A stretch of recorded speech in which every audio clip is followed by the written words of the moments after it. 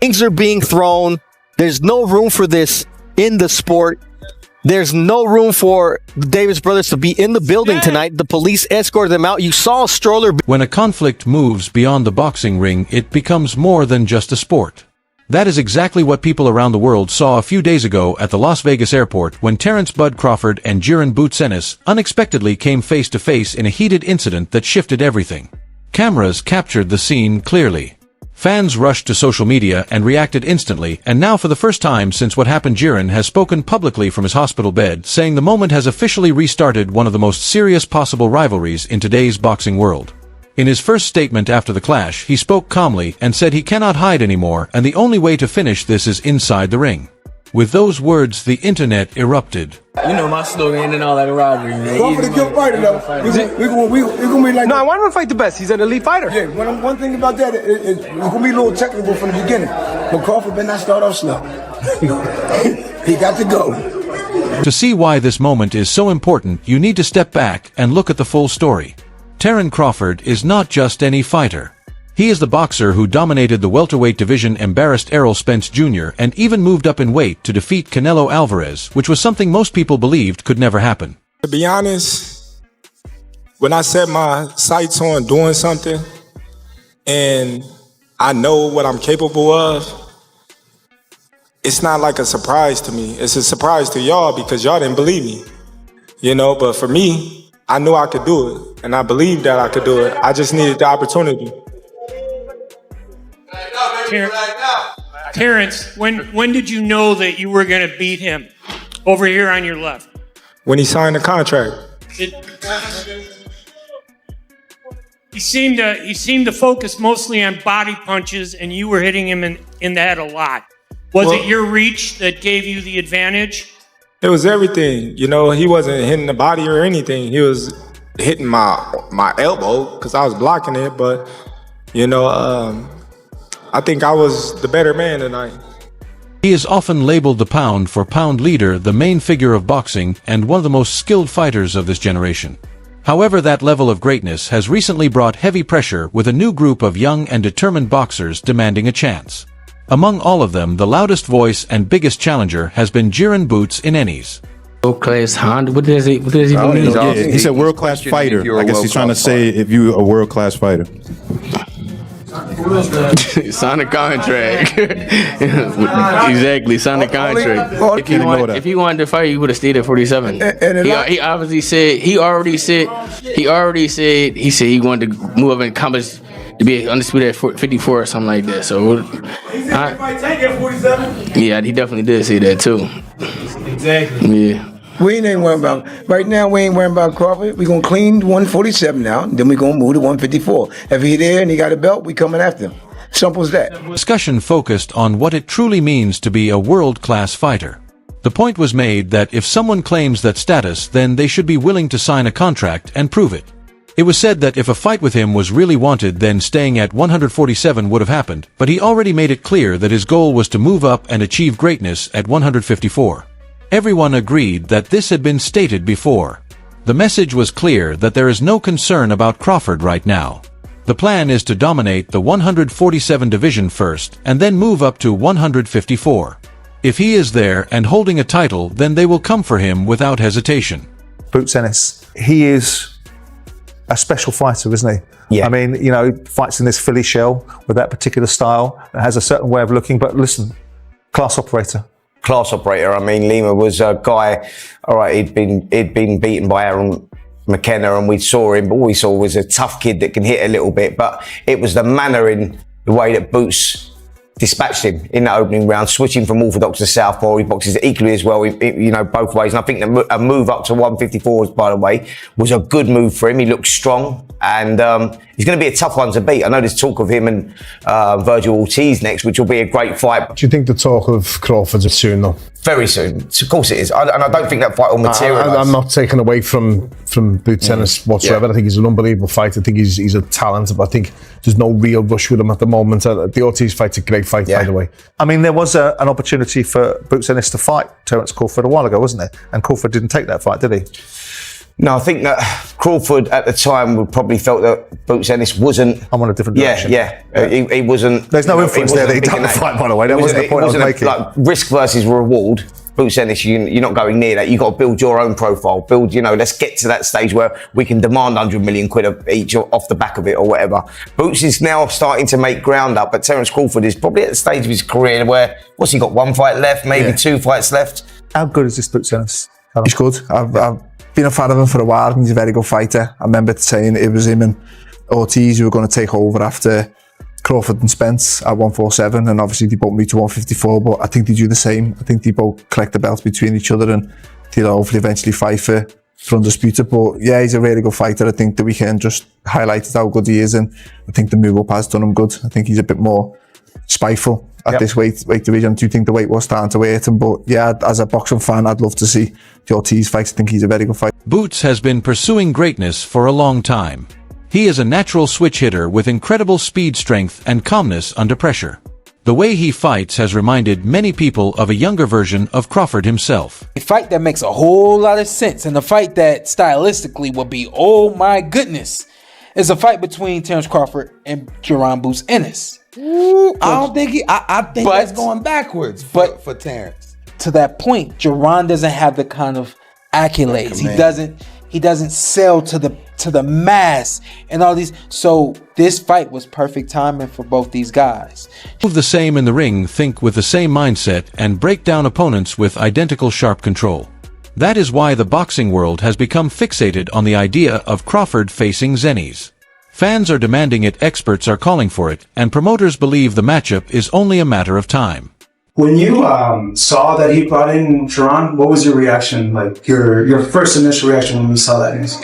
I actually didn't see it. Somebody showed me, and I was just like, "So what that mean? He's not me." Yeah. As much as a lot of people, say we have similarities, and we switch a lot and we fight a lot. He's not me, and I'm not him. So. Yeah. Tim has said comparison that like he's like a Chrysler 300 and you're like a Bentley. Yeah, like once again, like he's not me. He's trying to get to where I'm at. He's where he at, I'm where I'm at. He got a long way to go. For Crawford, the matchup never really added up. He is already on top and has accomplished it all. From his point of view, facing Ennis brings no real benefit to his legacy, while a loss could threaten everything he has worked for. So when people continued to call Boots the next Crawford, it became personal. He did not welcome the comparisons, and that mix of tension and pride has been growing for months.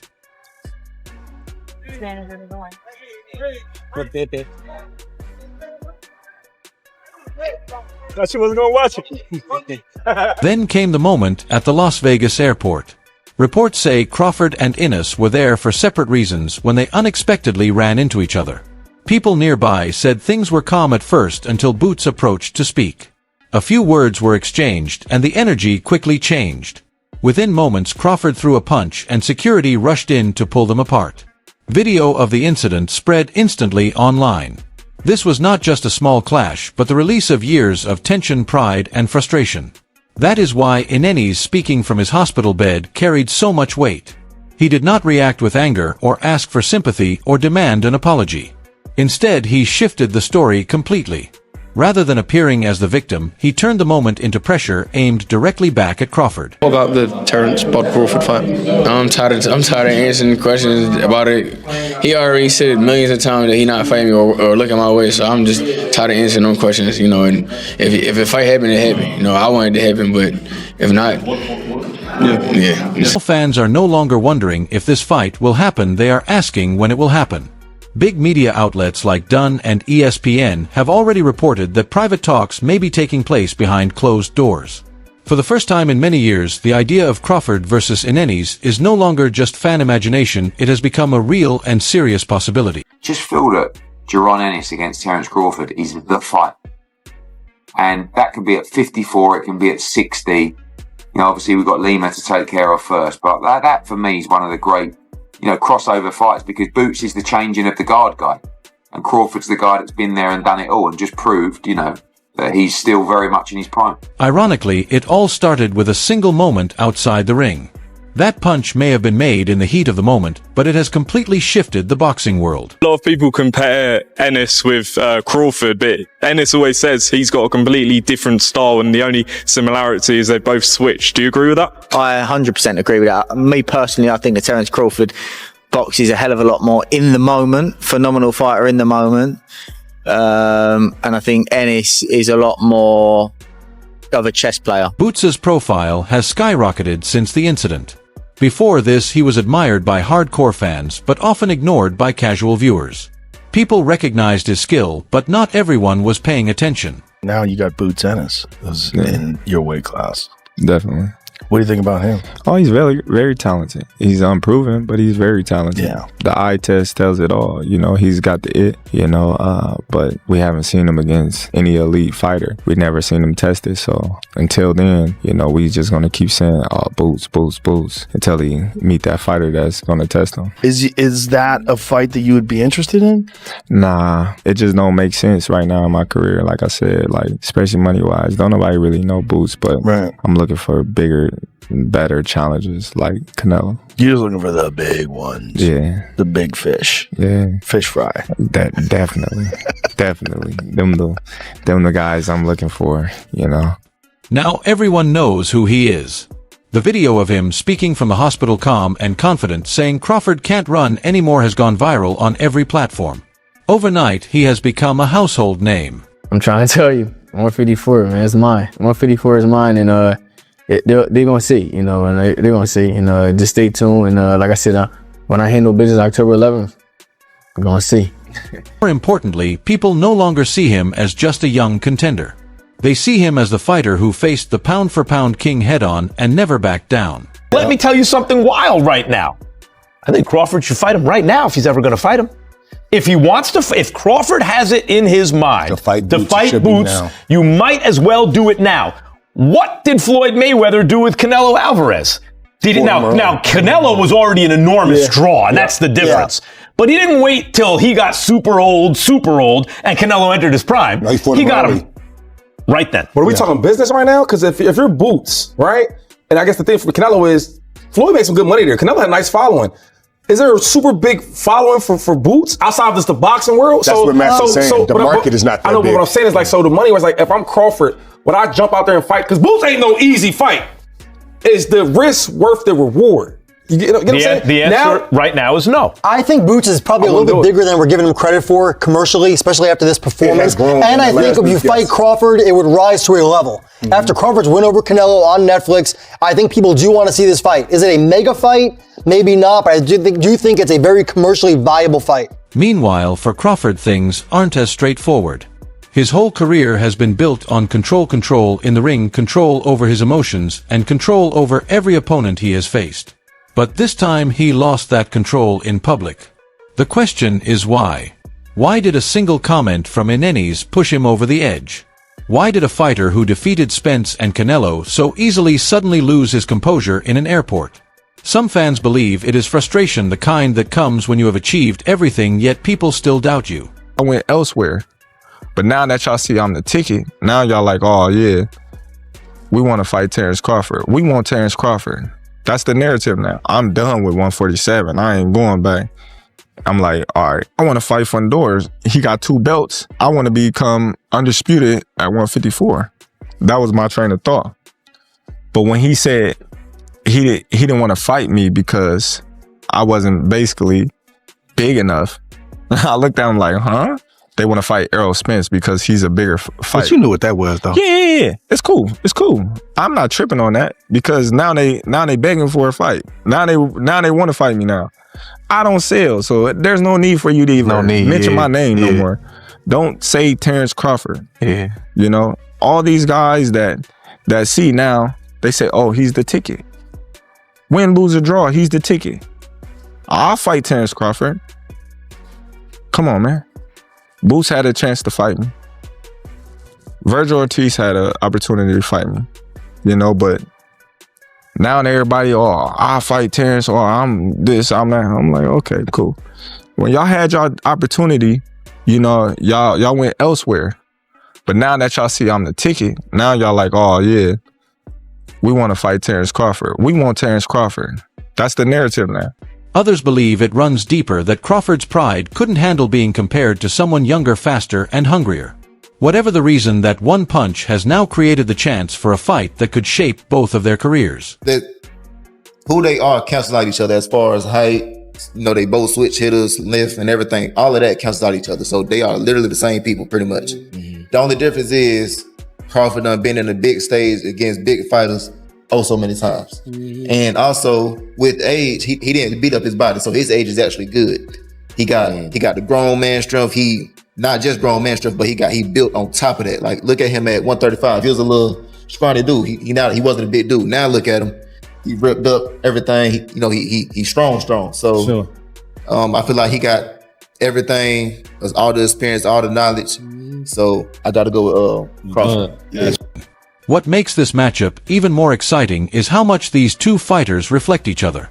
Both can switch stances, both depend on skill and strategy rather than showmanship, and both have that quiet confidence that doesn't need words to show it. You have spent some time in Philly. You've worked with Bozy. You've worked alongside Boots.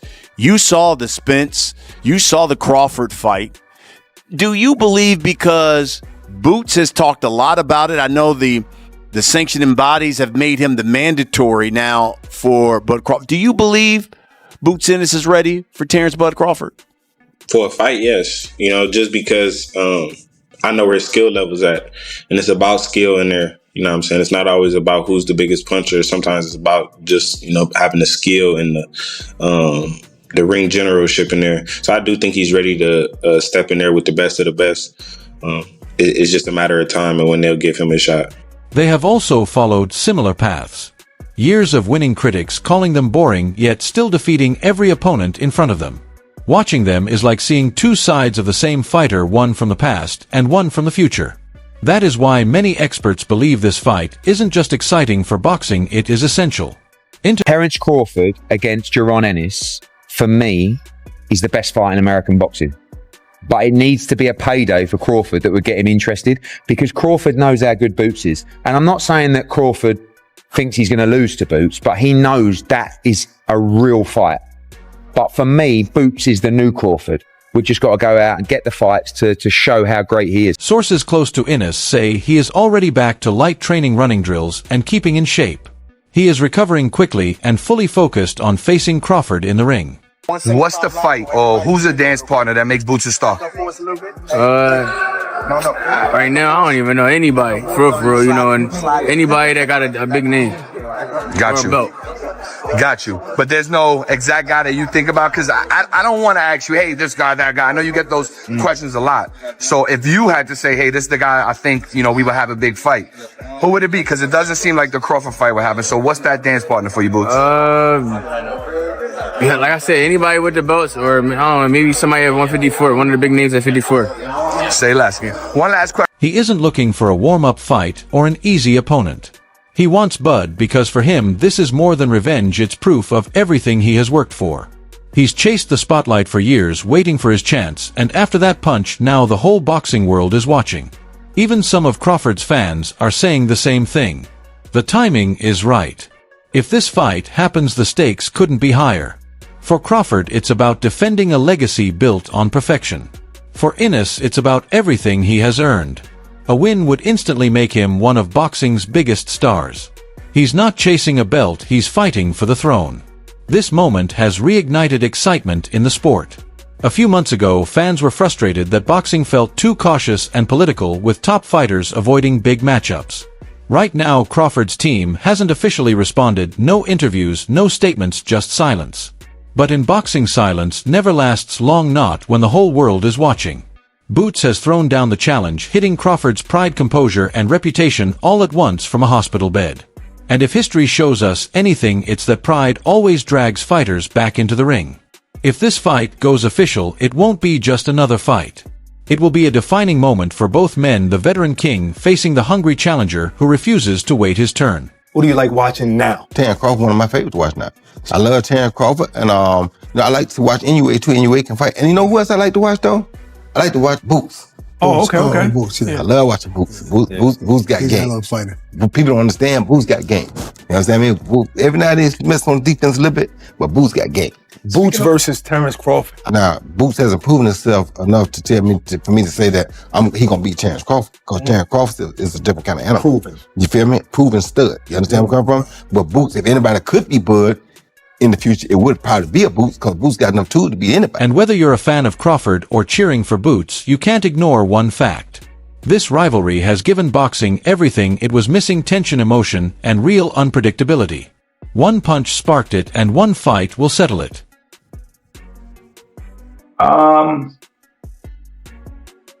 That's a good fight. That's definitely up there. It's definitely up there. Probably at middleweight or something. That's like a vacant belt. That's definitely up there. That's definitely a big fight. Probably Shakur and Tank too, maybe. That's like right I'm seeing. But yeah, that's that. He might not be lying. That might be the biggest fight. That's a wrap for today's video. If you enjoyed it, make sure to like, subscribe, and hit the bell so you don't miss any of our upcoming videos. Share your thoughts in the comments and stay tuned. We'll see you in the next one.